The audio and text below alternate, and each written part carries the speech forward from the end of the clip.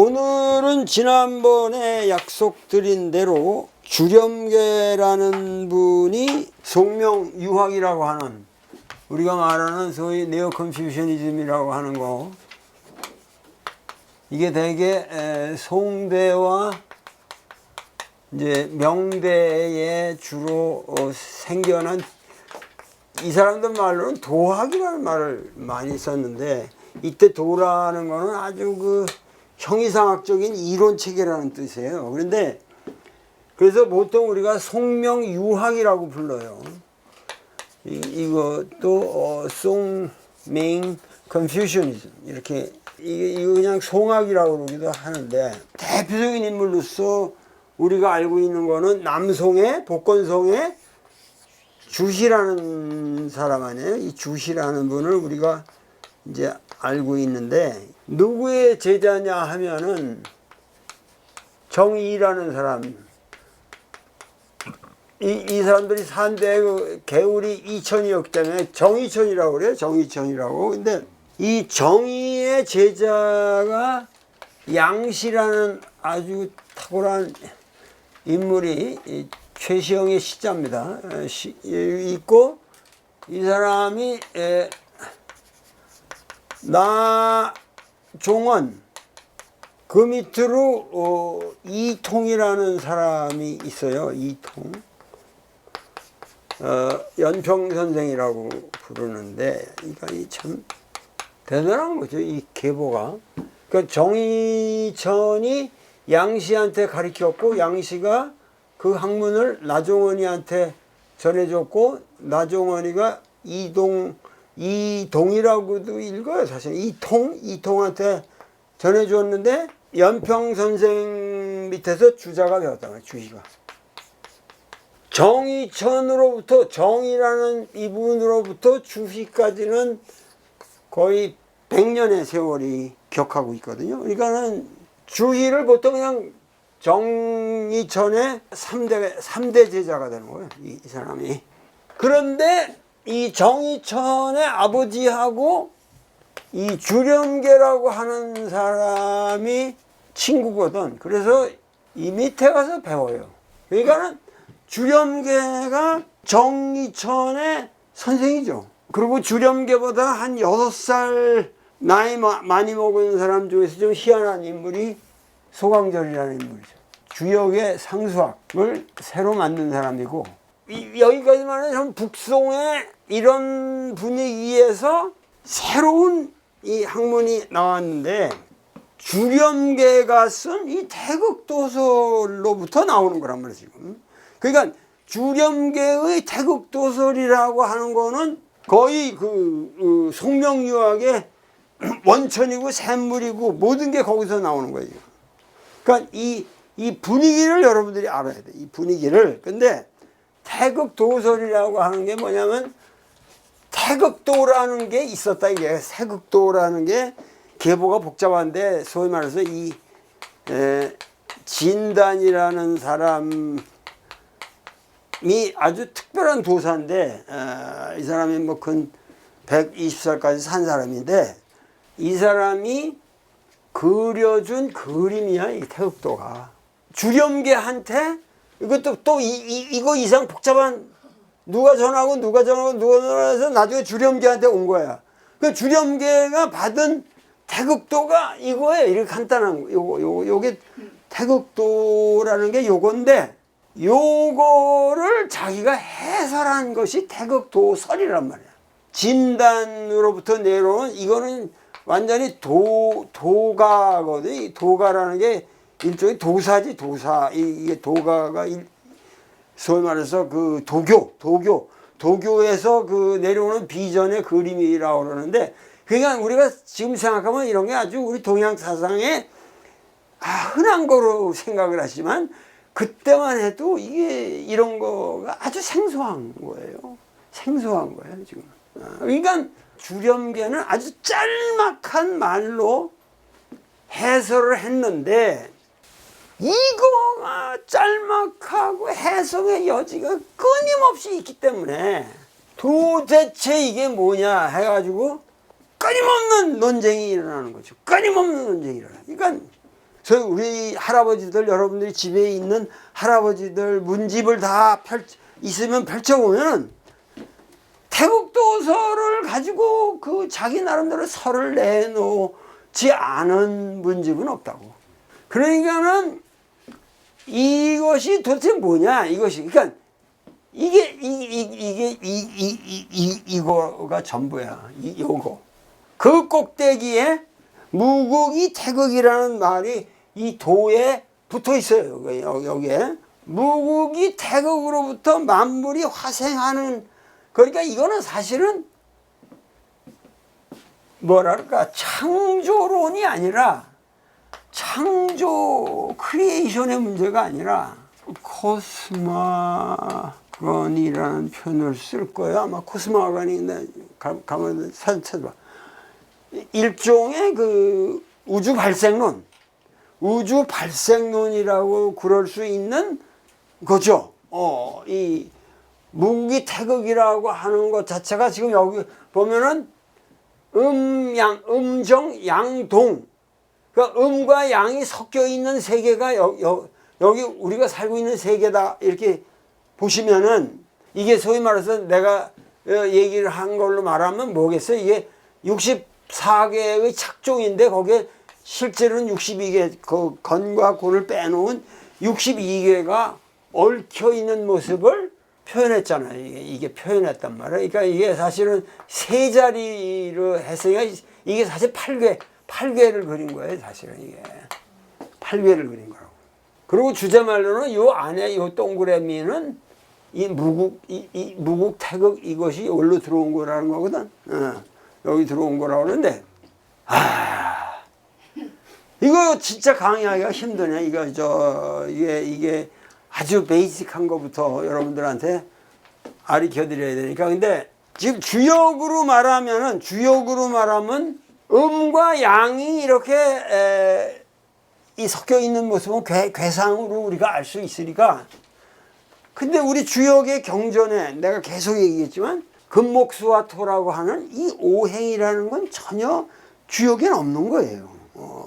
그러니까 벌써 이 그림 자체가 상당한 세월을 거쳐가지고 주역적 세계관으로부터 어떻게 천지 만물이 화생하는 세계가 됐냐.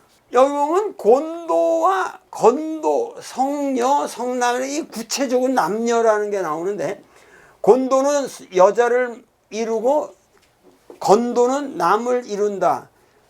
그래서 이것이 화생만물하는 것이다. 그런데 이 건도와 곤도가 여기에서는 음정과 양정으로 돼 있잖아요. 그러니까 음과 양이라고 하는 건 굉장히 앱스트랙트, 아주 추상적인 차원에서 얘기고, 이거는 보다 구체적으로 사물에 있어서 여성과 남성, 음과 양의 그런 실제로 섹스를 하고 거기서 자식을 낳는, 우리 사람의 섹스뿐만 아니라 모든 나무고 뭐고 만물이 화생하는 그 세계를 이렇게 그렸다고 생각을 해 보시라고. 이게 쉽잖아요. 그러니까 수라는 건 뭐를 말하는 거죠?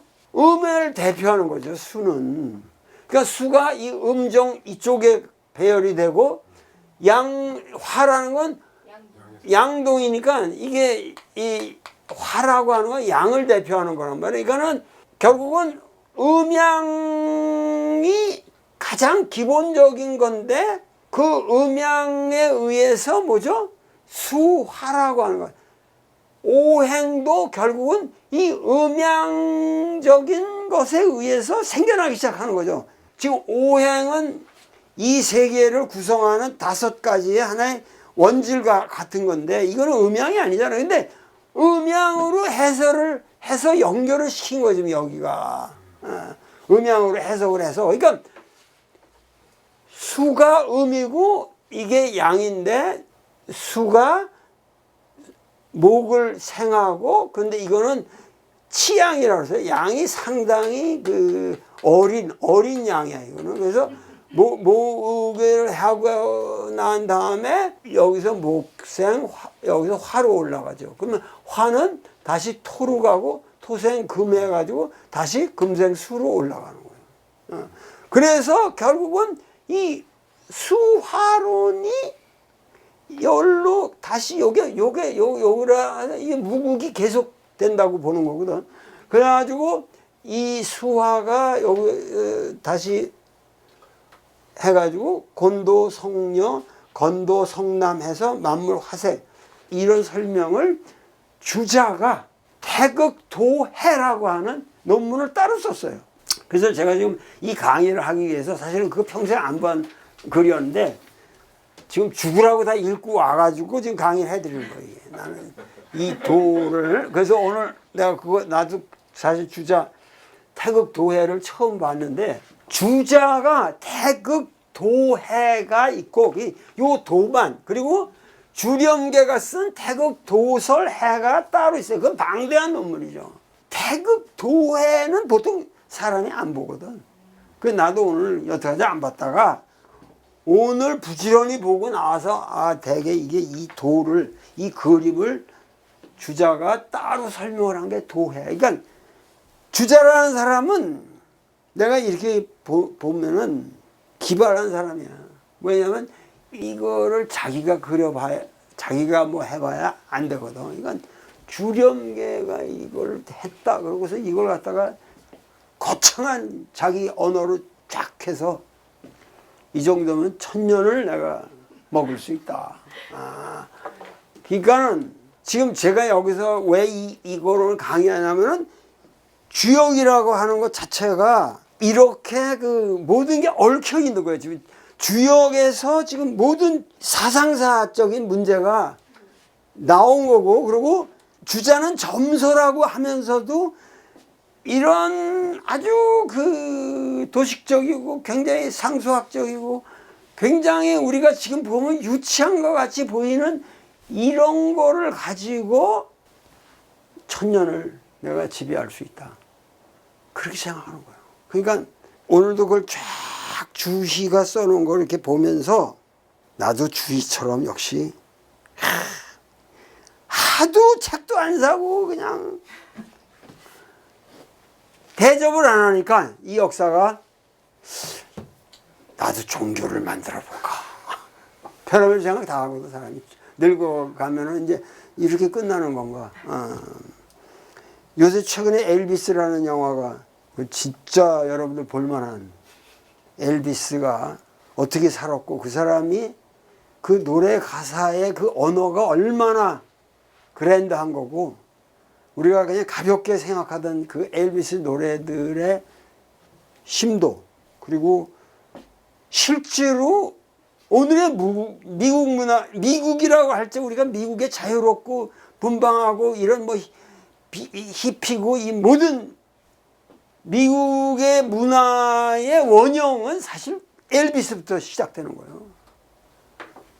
이건 엘비스가 다라니까. 거의 그 누구야 그 비틀즈도 엘비스를 모델로 삼아가지고 그냥 몸부림치는 사람들이고 마이클 잭슨도 마찬가지고 엘비스야말로 이 오늘의 미국 문화. 왜냐면 엘비스가 노래 부르는 그 노래 엘비스가 큰 데가 뭐냐 아버지가 감옥 가고 엄마가 얘 키울 수가 없으니까 간 데가 흑인 동네였단 말이야. 그러니까 어려서부터 흑인 리듬이 밴 거예요. 그리고 그 흑인들의 그 인스피레이션, 영가적인 흑인들의 그런 리듬 멜로디가 했는데 이놈이 잘생긴 백인이거든. 그러니까 그 커넬 뭔가 하는 그 프로모터가 아주 좀 사악한 놈인데 그 프로모터가 얘면은 이 세계를 바꿀 수 있다. 돈 내가 떼돈 벌 수 있다 생각하는 거야. 그래가지고 그 매니저로서의 그 사람의 역할도 엄청난 건데 근본이 사기꾼이란 말이야. 그 엘비스는 평생을 자기가 그 어떤 그 매니저의 억압 속에서 산 사람이에요. 근데 그걸 이 영화가 쫙 그리는데 모차르트 살리에르 관계보다 더 이게 리얼하고 멋있다고. 근데 내가 지금 하려고 그러는 게 뭐냐면 엘비스가 그런 말 하다가 나중에 죽을 때쯤에 난 뭐 영화로도 출연 뭐 해준다 그래서 영화도 나가고 뭐 하는데 영화가 뭐 기념비적인 영화가 뭐 하나 남는 게 있냐? 그것도 없고 내 노래가 뭐 사람들 그렇게 나를 그냥 이상한 놈이라고 완전히 그냥 이로 흔드는 거 가지고 그냥 그 당시는 도덕적으로 저게 말이 되냐? 그러니까 엘비스의 그 브루스라든가 이 노래 자체가 그 미국 문화에 충격이었던 거거든. 그 노래도 뭐 남을 게 있겠냐? 뭐 영화도 하나 제대로 된 거 못 찍었는데 그러고서 그냥 마약에 쩔어가면서 슬퍼하는 모습이 있는데 그런 거 볼 때 나도 좀 띠낌하단 말이야. 이러다가 이 뭐 책들 이런 거 몇 개 쓰고 이거 사달라고 구걸하다가 이러고 철학한다 그러다가 뭐 이럴 바에 내가 할 수 있는 게 야 뭐 종교라도 하나 만들어서 새로 해볼까? 근데 오늘 이 주자를 읽다가 정신이 번쩍 든 거지.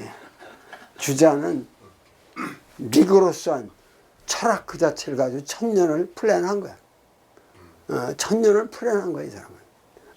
그만큼 그랜드한 생각을 가지고 있었고, 그 주자의 틀에 이제 주렴계가 걸려가지고, 이 주렴계의 틀을 쭉 이런 발전 과정을 거쳤지만은, 주의라는 인물이 총체적으로 이거를 이런 도식 하나에 대한 해설을 가지고 최소한 현재 우리까지 한 8세기를 지금 장악하고 있는데 앞으로 2세기는 충분히 더 간다고 봐야죠. 그러니까 완전히 1000년을 지배하는 거예요, 지금 주자가. 그거 어떻게 지배하느냐? 이제 이거를 한번.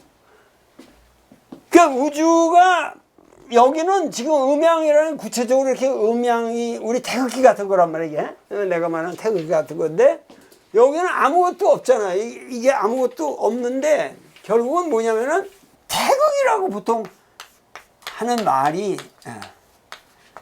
뭐냐면 태극이라는 말은 계사전에 나온단 말이야. 여기 태극이라는 말이.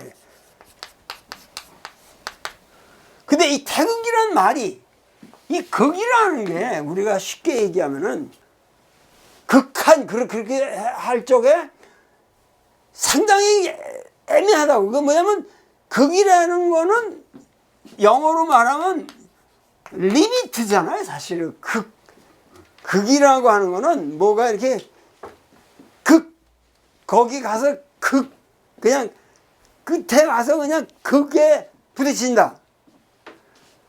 그렇지만은 사실은 극이라는 건 또 동시에 한계가 없는 거대함 이런 걸 나타내는 양면이 있어. 이 극이라는 말 자체가 그렇잖아. 우리가 극한이다 뭐 극대다 뭐 근데 태극이니까 이 극이라고 하는 걸 우주의 극이라고 말한다면 이건 아주 태극이다. 이거 태극 큰 극이다. 극이라는 것도 작은 극이 아니라 그러니까 이 태극이라는 거는 사실은 이게 이 우주라는 말도 되지만 우주라는 말도 시공간을 전체 포괄한 우주라는 게 되지만은 동시에 이게 사실은 이 음양의 조화의 세계를 뭔가 이렇게 지배하고 관장하고 있는 가스의 의미도 된단 말이에요.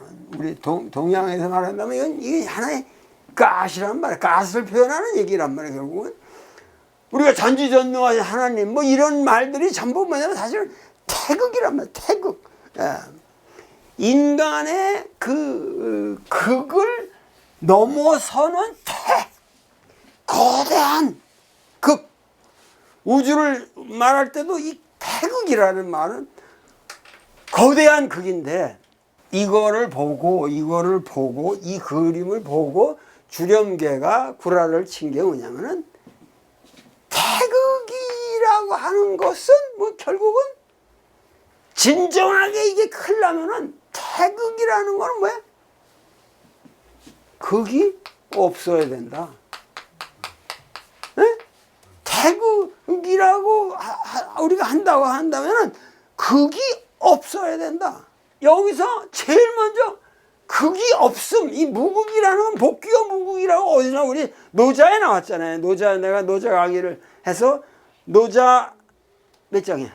이 책이 없는 사람은 계속 좀 이 책을 구입해가지고 같이 보셔야 돼요. 이게 뭐냐면은 복귀어 무국이라고 하는 것이 28장에 여기 나온다면 내 책의 278페이지. 무국이라고 하면 다시 극이 없는 대로 돌아간다. 복귀어 무국이라고 그랬으니까 극이 없는 대로 돌아간다라고 노자가 했는데 그 무국이라는 말 이것 자체가 내가 말씀드리죠. 도교 계열에서 왔다고 그랬잖아요. 그러니까 그 사람들은 노자와 주역을 얽어가지고 이런 그림을 지금 그린 거란 말이에요. 그들이 생각하는 우주를 이렇게 도상화한 건데 여기 중요한 게 있단 말이에요. 그러면 무극이 태극이라고 그럴 때 여기 제일 처음에 이 말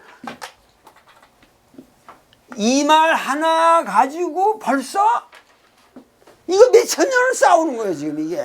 이 말 하나 가지고 우리나라도 그렇고 모든 사람이 근세 유학이라는 게 동양 사람들이 적어가지고 온갖 레토릭을 만들고 싸우다가 결국 망한 거지.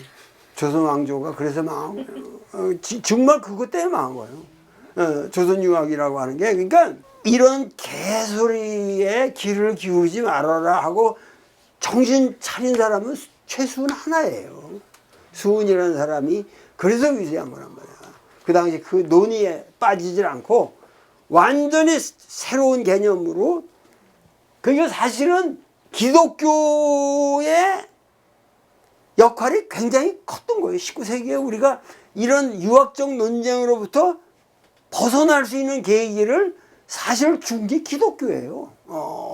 이 서학이라고 하는 게 최수은의 이 발상을 만들어내는 거고요. 근데 최수은은 서학을 부정하고 독자적인 그 동학을 만들어내는 거거든요. 그러니까 여기 무국이 태극이라는 말에서 가장 큰 저기가 되는 거는 그러니까 계속 논의되는 건 뭐냐면 양과 음이 이렇게 섞여 있는 거니까 이게 우리 동양에서 말한다면 이거를 기의 세계라고 그런다면은 이 기의 세계의 기의 변화의 상위에 이게 그림이 이렇게 또 돼 있으니까 상위에 있는 게 태극이다. 그러니까 태극이라는 건 이럴 땐 필연적으로 이걸 기라고 규정하면 이건 리가 되는 거예요. 네? 그러니까 리기론이라고 하는 문제가 여기서부터 나오는 거예요. 지난번에 형이 상자 돌아오고 형이 하자가 뭐죠? 위지 기라고 그랬잖아요. 그러면 여기서 이 음양의 세계는 뭐가 되겠어요? 이 단계는 기가 되는 거예요. 이게 기, 그릇, 예? 사물, 구체적인 사물의 세계. 음양이 섞이는 거예요. 구체적인 사물의 세계고 이게 도가 되는 거예요. 리가 태극이 되고 그렇게 되면은 이 음양의 세계에 대해서 그 상위 개념으로 태극이 있고 또 하이라키칼하게 이걸 만들길 좋아하는 사람은 태극 위에 무국이 또 있다. 그래서 무국이 있고 나서 무국이 태극. 그러니까 이거를 레벨로 청차로 이게 무국이 있고 태극이 있고 그 다음에 음양이 있고 동정이 있고 그 다음에 오행이 있고 그 다음에 남녀가 있고 화생만물 이제 이렇게 쫙 이게 우주가 이렇게 나라비를 쓴단 말이야. 근데 이제 감이 좀 오기 시작하잖아요. 이 근세 유학에 모든 문제가 여기에 걸려 있는데 무국이 태극을 어떻게 해석하느냐. 여기 이라는 건 접속사인데 왜 이게 무국이 태극이라고 그러는 거 가지고 무국이 태극 위에 있는 또 하나의 실체라 이런 엉터리가 어딨냐. 이거를 일단은 뭐냐면 주자는 이거 부정한단 말이에요.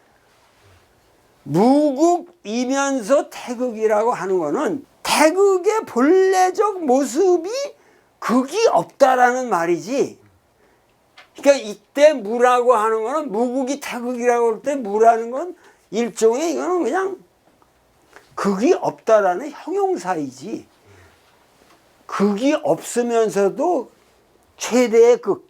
무국이라고 하는 거하고 태극이라고 하는 것이 그렇게 그 하이라키컬한 관계는 아니다. 모종삼이라는 분은 태극이라고 하는 거는 표전이고 겉으로 우리에게 드러난 이 음양의 세계에서 보면은 이 태극이라는 거는 앞에 드러난 모습으로 설명된 것이고 표전이고 그 뒤에 가려져 있는 가려져 있다는 그 차전이 무국이다. 그러니까 이렇게 봤을 때 태극이고 요 뒤로 보면 요 모습을 뒤에서 보면 무국이다. 그러니까 하여튼 주자도 뭐라고 그러냐면 태극 위에 무국이 있는 것은 아니다. 왜? 지금 보세요. 그 다음에 이제 중요한 거예요. 태극이 움직여서 태극이 움직여서 이게 주어가 되잖아요. 태극이 움직여서 양을 생하고 움직임이 극한에 달하면은 다시 정해지고 고요해지고 극한에 그냥 하면 또 다시 딱 고요해져야지. 사람이 모든 만물이라는 게 동이 극하게 되면은 정한단 말이야. 그래서 정하게 되면은 그것이 음을 생한다. 그 정한 상태가 음이다 이거야. 음이다. 그래서 음을 생한다. 그렇게 되면 이 정이 또다시 극하게 되면은 다시 움직인다 이거야. 정이 극하게 되면 다시 움직이잖아. 딱하다. 딱 동정의 미학이잖아. 이 동정의 미학이란 말이야. 그러니까 그 동과 정은 항상 서로 바뀌고 있잖아. 지금 이게 동이 극하게 되면은 정이 되고 정이 극하게 되면은 쉬었으니까 또 나오는 거지. 극하게 되고 동이 되고 그러면서 일동일정. 그러니까 한 번 동했다가 한 번 정하는 그것은 끊임없이 연결되어서 돌아갈 수밖에 없다는 거예요. 일동일정이란 말이에요. 한 번 움직였다가 한 번 고요해지고 그러기 때문에 그것은 동과 정이라는 건 뭐죠? 호, 위, 기, 근이라고 그랬잖아요. 서로가 서로에게 뿌리가 된다. 그러니까 동은 정의 뿌리고 정은 동의 뿌리가 되는 거죠. 정의 뿌리가 되는 거죠. 여러분들 여기까지만 와도 왜 태극도설이 천년을 지배했는지 알겠죠. 모든 인간의 철학적 논의가 사실은 우주론적 논의가 여기 안 걸려 있는 데가 없어요. 이게 다 걸려요. 그러니까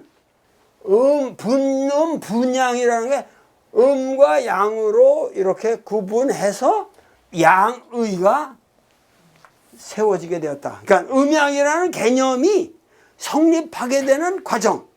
원래는 무국, 태극 두리뭉술한 거였는데 이것이 일동일정하다 보니까는 음과 양이라는 게 이렇게 해서 세워지게 되었다.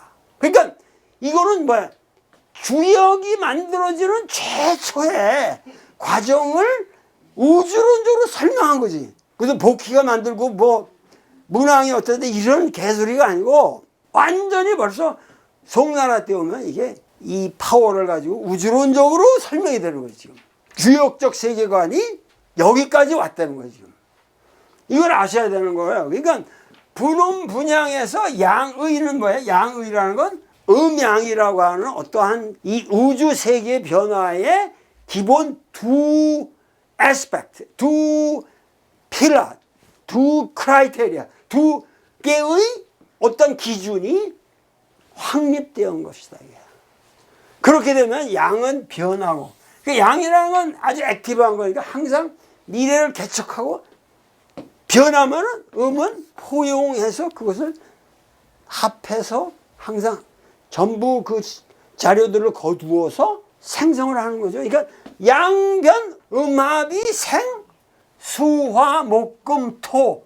이 무국이 태극이고 태극에서 과 이 동정이 이렇게 되고 여기서 수화 목금토가 그러니까 수화로 이렇게 처음에 음양이라고 하는 것이 하면서 목금토 그래서 다섯 기 이게 뭐죠? 오기가 오행을 말하는 거지. 그러니까 오행이 순포 골고루 배열되고 포진되면서 변화가 어떠면서 이렇게 레귤레이션을 간다는 거지. 레귤레이션을 간데 그렇게 해서 사시도 목감토금수로 다 설명했으니까 봄이라는 게 뭐죠? 목이고 여름이라는 게 화고 그 다음에 토 있고 그 다음에 가을이 금이고 겨울이 수 이렇게 해가지고 사시가 행하여 진다. 그렇게 되니까 뭐야? 오행이라는 것도 알고 보면 이름 일양에 불려. 하나의 음양에 불과하다. 이게. 일음양이야. 그러니까 오행이라고 하는 오행 사상을 음양론에다가 귀속시킨 거죠. 그 음양론은 뭐 궁극적으로 태극으로 가고 태극은 무극이다. 극이 없다. 이렇게 된 거란 말이야. 그러기 때문에 음양이라고 하는 것이 여기 거꾸로 내려온단 말이야. 이제 여기서 이렇게 설명해도 다시 이렇게 올라가는 거야. 지금 설명이 이 도상을 놓고. 그러니까 오행이라는 거, 이 오행이라는 것도 하나의 음양일 뿐이라는 거야. 그런데 음양이라는 것도 음양이라는 건 하나의 태극일 뿐이다. 그런데 태극이라고 하는 건 본래 극이 없는 것이다. 그러니까 여기서 무극이 태극이란 말이 이 자체에서 명료하게 해설이 되잖아요. 지금 무극에서부터 내려왔다가 제일 마지막 다시 무극으로 올라가는데 이거는 원래 극이 없다는 얘기다지 여기서 본래 무극이다라는 말은 아니잖아. 이게 보면은 그러니까는 이 주렴계의 태극도서를 아무도 제대로 안 읽었단 말이야. 요걸 알면은 태극도설에 논의할 필요가 없거든. 무극이 태극이라는 말은 무극은 극이 없다는 말이란 말이야. 근데 왜 이런 논의가 이 천년을 이렇게 천년을 지속하고 있느냐 하는 건데 조금 시간 걸려도 내가 평소에 주장하는 이 이론을 여러분들한테 오늘 이게 시간이 좀 길어도 요걸 같이 해야 요 다음 시간에 나머지가 끝나니까 요거는 알아둬야 돼. 여러분들이 알아둬야 돼. 근데 우리가 항상 지금 무극이니 태극이니 이런 거 자체가 지금 태극 자체가 여기 태극이 동하여 생양이고 그게 정해야 된다면 태극 자체가 동정의 세계로부터 분리될 수 있습니까? 지금 태극 자체가 움직이는 건데 그러면 여기에 대해서 이 태극 자체가 움직였고 그 움직이고 정하고 동화하면서 일동일정하는 태극 자체는 그 자체가 변화의 세계고 그것은 궁극적으로 극이 없는 것이다. 무슨 어떠한 그 기준이 있어가지고 모든 게 가두어진 어떠한 법칙이 있는 게 아니라는 거야. 무극이라는 거야. 이게 동방사상의 핵심인데 이거를 갖다가 리기론으로 발전시키는 이 주자의 사유라고 하는 거는 주자는 계속 내가 얘기했잖아. 리와 기를 이원화할 수 없다. 그런데 조선 유학에서도 그렇지만 리기라고 할 때 리하고 기면은 가치론적으로 뭐가 우위예요? 리 쪽이죠. 법칙적인 리가 있고 기. 근데 이게 사실은 리라고 하는 거는 하나의 우리 언어의 영어에 있어서는 이게 주부적인 게 되고 이게 술부적인 게 되는 거야 지금. 리는 하나의 주체고 동정이 있을 수 없는 거야. 추상적인. 왜냐면 주자가 말하기를 이 전에도 리는 있었고 천지가 멸망한 후에도 리는 있다 이거거든. 그러니까 리라는 것을 절대적인 주체로 놓으려고 그런단 말이야 지금. 주자가 이걸 해설했을 때 무극이 태극이라고 제대로 해석을 했는데 이게 상충이 된단 말이야. 주자의 이론이. 이게 무슨 얘기냐 하면은 이게 무슨 얘기냐면 이미 주자 시대에 이미 서양 언어, 산스크리트를 통하고 불교를 통해서 이 주어와 술부의 문제가 들어온 거야. 그러니까 무슨 얘기냐면은 지금 기독교라는 것 한마디로 말하면은 이 세상이 저절로 움직인다. 이게 말이 안 된다는 거지.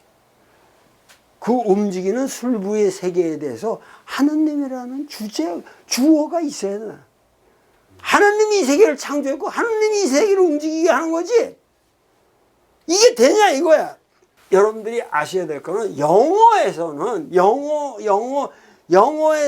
반드시 뭐야? 주어가 없으면 이게 성립을 안 한다고. 언어 자체가. 이건 여러분들이 기본적으로 아시는 게 영어 센텐스의 기본 문형이 5형식이라고 있잖아요. 그러면 자동사가 되는 거고, 그 다음에 SV, 이제 C가 되는 거지. 이 주어가 되는 컴플리멘트가 오고, 그 다음에 O가 오잖아요. O가 오고, 그 다음에 SV, 그 다음에 간접 목적, 직접 목적 해가지고 오잖아. 제5형식이 어떻게 돼? 이렇게 되죠. 네? 그러니까 이 5형식에 보면은 이게 다 있잖아. 주어가 없는 문장은 없어요. 그리고 여기에 다 V가 있잖아. 네? 그러니까 우리 영자 봤냐? 응, 봤어. 지금 주어가 없잖아요. 봤다라는 동사가 있고 영자가 목적으로 돼 있잖아요. 그런데 응, 봤어. 이럴 때에 영어로 하면 어떻게 돼? Yes, I did. I가 들어가야지. 그리고 did you see 영자? 그 you가 들어가야 되고. 네가 봤냐? 근데 영자 봤니? 이거를 우리가 이거는 그 상황에 주어가 생략되고 숨은 주어다. 이런 걸로 생각을 한단 말이야. 우리가 숨은 주어라고 생각한단 말이야. 근데 너는 영자를 보았니? 라고 영어식으로 하면은 의미가 변해버리는 거야. 너는 영자를 보았니? 그러면 어떻게 돼? 영자를 본 게 너 아니고 딴 사람이 있다. 에? 는 것을 의미하는 말이 되는 거예요. 1번. 왜 안 왔어요? 우리가 일상적으로 왜 안 왔어요? 그러면은 이건 좋은 우리말이에요. 왜 안 왔어요? 근데 거기다 그대는 왜 안 왔나요? 이렇게 물은다면 그대 말고 딴 사람이 왔다라는 의미가 거기 첨가돼요. 그러니까 이거는 숨은 주의 문제가 아니라 이건 문장의 의미가 바뀌는 거예요. 그러니까 주어라고 하는 거는 이 주어라고 하는 거는 보세요. 주어라고 하는 거는 어떤 걸 주어라고 그러냐면 문장의 기본 문에 있어서 불가결. 주어가 빠지면 안 돼. 빠지면은 안 돼. 이게 기본문의 불가결의 요소가 되어야 되고, 대개 그 어순상에 대가리에 온단 말이야. 문두에 온단 말이야. 문두에 오고, 3에는 뭐냐면, 동사가 뭐냐면 항상 결정이 돼야 여기에 동사에 대해서 인칭 변화를 일으킨단 말이야. 서양의 모든 언어라는 거야. 그러니까 주어가 결정이 안 되면 동사를 쓸 수가 없는 거죠. 어? she가 결정돼. she is beautifully 되지. they가 되면 they are가 돼야 되잖아. 그러니까 그리고 일정한 격이 있어요. 주격이라고 하는 격이. 이게 이 서양 언어의 특징인데 우리 동양 언어는 이런 게 없어요. 주어라는 게 꼭 문장에 있어야 될 필요도 없고, 그리고 어순에 제한이 없고, 어순을 어떻게 흐트러 놔도 말이 돼요. 그 다음에 동사의 활용이 없어요. 에? 우리는 뭐 봤다 그러면 보다 그러면 저기고, 그러니까 이게 동사의 활용형이 없단 말이야. 주술 관계가 우리 언어에는 근본적으로 성립하지 않아요. 그러니까 무슨 얘기냐면 이거 봐. 존이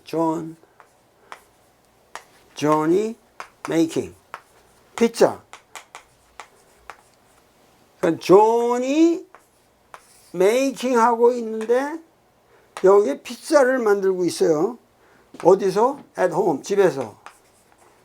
여기 좀 is making이라고 하는 게 여기 이제 이인데 이거는 어디까지나 존이라는 주어를 중심으로 해서 이렇게 문장이 이해된단 말이에요. 에? is making pizza at home. 근데 열강을 하고 있다 지금. 열강을 하고 있다. 근데 누가? 도올 선생이. 어디서? 도올 TV에서. 무엇을? 주역을. 에서 이 주역을 영어에서 주어는 이 구조로 간단 말이야. 항상 그 주체가 확실히 먼저 있고 하지만 도올 선생이 주어가 아니라 도올 TV에서 도올 선생이 주역을 이게 열강을 하고 있다는 요 동사의 술부에 다 보어예요. 보어. 네? 보어라고. 그러니까 주어가 이 결정이 돼야 이게 문장이 성립하는 게 아니라 그러니까 중요한 거는 열강을 하고 있다고 이게 다 보어라는 개념이에요. 또 같은 거예요. 우리 말에서는. 그러니까 많은 경우 내가 지금 얘기하는 게 뭐냐면은 서양의 모든 존재론 그리고 모든 이 우주 발생론이고 이 우주론이고 실체론이라는 게 전부 뭐냐면은 주어 병에 걸린 환자들의 망상이에요. 주어병 환자 망상증. 그러니까 주어라는 게 우리 말에서는 지금 내가 말하는 거 지금 여러분 분석해봐도 여기 주어가 없어요 지금. 근데 다 뭐 촘스키가 촘스키가 여기 뭐 S는 뭐 여기 noun phrase 뭐 verb phrase 그래가지고 여기 또 뭐 이렇게 해가지고 뭐 이 복잡한 게 있거든. 이런 게 트랜스포메이션을 그라마라고 그래서. 근데 그런 것도 전부가 그럼 우리나라 국가 한다는 국어학 한다는 사람들이 전부 이런 데에 그냥 서구적 영어의 그 구조에 전부 들어가 있단 말이죠. 거기에다 맞춰서 생각하는. 그럼 최원배 선생부터 그걸 갖다가 전부 뭐야 그 임자씨 프리시 그래가지고 뭐 체언 용언 해가지고 서구적인 논리에 맞추어서 말만 뭐 임자씨 뭐 프리시든 이런 건 의미가 없는 거예요. 근본이 우리 언어가 가지고 있는 독특함. 이게 뭐겠냐 이거야. 여기 태극 동이 생양하고 정이 생음하고 정극 복동하고 일동일정해 호위 기근하는 이 변화의 세계만이 그게 바로 태극이에요. 그게 리얼한 거고 그거밖에 없어. 그거 위에 새로 주어가 있을 필요가 없다는 얘기야. 무슨 말인지 알아? 그러니까 우리 언어와 우리 철학, 우리 언어, 우리 사상은 주어병이 있으면 안 된다니까? 주어라는 건 하나의 많은 주제 중에 하나의 그냥 그 언어의 토픽이에요. 주제. 주제고 그것이 우리 행위를 결정하는 건 아니라니까. 그러니까는 소연은 내가 이거 계속 여기 강의를 하면서도 얘기했지만은 뭐냐면 주자에게 있어서 이미 서구적 이 사유가 들어온 거예요. 그리고 거기에 대해서 고민을 하고 있는 거예요. 근데 과연 이 세계는 이 변하는 세계에 과연 주체가 있고 해야 되고 주어가 그러니까 우리는 어렸을 때부터 뭐냐면 세뇌를 받아왔거든. 서양 언어는 주어가 정확하게 있고 그래서 니들 주어를 정확하게 써야지 이렇게 두리뭉술하게 언어 생활을 안 돼. 이래가지고 전부가 거기에 찬양을 하고 왔거든. 근데 일본만 해도 이 주어병, 주어 말살론이 아주 말살론이라고까지 표현하거든. 주어병에서 우리가 해방돼야 한다. 이게 서구적 언어의 개념으로 이거 봐서는 안 된다. 이런 스쿨이 아주 굉장히 강합니다. 그러니까 내가 얘기하려고 하는 거는 태극이 무국이 태극이라는 말 이거 하나를 가지고 이게 이제 태극 도설이 시작되는데, 이것은 결국은 여기 무국이하로 이미 일단 일단락이 나잖아요. 이건 무국이라고 하는 건 극이 없다. 그러니까 주역에도 뭐냐면 뭐라 그랬어요? 여규 태극이라고 그랬거든. 이게 그 누구야? 그 왕부지가 여기 여규 태극이라고 하는 것 자체가 변화에 태극이 배어 있다. 변화는 이 역의 세계의 great, ultimate, great limit가 여기에 배어 있다. 이게 역이라는 것이 태극을 이걸 실체화하고 목적으로서 소유하고 이게 주어가 아니다. 이 말을 정확하게 하거든요. 역이 주어일 수 없다. 역에 있다. 그러니까 이거는 유라는 건 있다지 소유한다, 가진다라는 의미로 해석되어서는 안 된다. 그러니까는 뭐냐면은 오늘날 이런 우리 언어만 알아도 우리 언어에는 주어라는 개념, 그러니까 많은 사람들이 이런 말을 하면 야 그거는 숨은 주어야, 숨은 주어. 이 주어가 생략된 걸 가지고 니들 착각하는 거야. 다 그 트랜스포메이션이나 그라마에다 집어넣으면 다 나와. 근데 이 언어가 우리가 이 소위 말해서 잉글리시 센트리시즘이라는 거지. 이게 일종의 영어 중심주의. 그리고 영어를 통해서 모든 세계 언어를 보려고 하는 촘스키도 마찬가지고. 그래서 어떤 딥 스트럭처가 있다. 이것이 뭐냐면은 이 세계를 망치고 있는 거다. 난 이렇게 보는 거야. 그러기 때문에 우리 언어만 여러분이 똑똑히 언어만 확실하게 이해를 해도 하나님은 사라지게 돼 있어요. 이 세계는 주어가 없어요. 하나님은 사라져. 그걸 얘기한 게 누구야? 수훈이 그 긴 고민 끝에 도달한 결론이 뭐야? 하나님은 존재자일 수 없다. 하나님은 존재자일 수 없다. 그건 성경신일 뿐이다. 인간의 성과 경과 신이 있을 뿐이지 하나님이 이 세계를 장악하고 있는 거 아니다. 그러니까 저놈들이 와서 지금 서학이 와서 구라치고 있는 거 다 생 거짓말이다. 이게 통학이에요. 이게 통학이라고. 근데 이것이 벌써 그러한 문제의 원형이 여기에 태극도설에 이미 나와 있다니까. 네?